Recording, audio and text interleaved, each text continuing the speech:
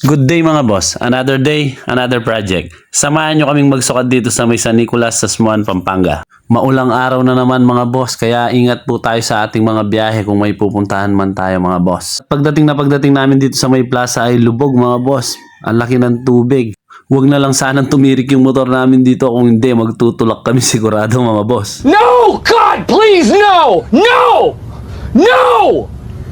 No! At siya nga pala, maraming salamat sa lahat ng nagko-comment, nagsishare at nagla-like ng mga video namin. Sa walang sawa niyong pagsuporta mga boss ay hindi kami nawawalan ng gana sa paggawa ng video. At sa oras na yan, tuloy lang yung biyahe namin papuntang Sasmuan, Pampanga. Napakasarap dumaan dito sa may daanan papuntang Sasmuan. Napakasarap ng simoy ng hangin, kabilaan yung mga palaisdaan. At siya nga pala mga boss, huwag nating kalimutan magpasalamat sa Diyos sa pang-araw-araw nating pamumuhay. Sa kabila ng kahirapan ng buhay, kasarapan ng buhay, kailangan magpasalamat tayo sa Diyos mga boss. At ayan, malapit na kami sa may munisipyo ng Sasmuan, Pampanga. Ang lalim ng tubig dito sa may malapit sa kanila.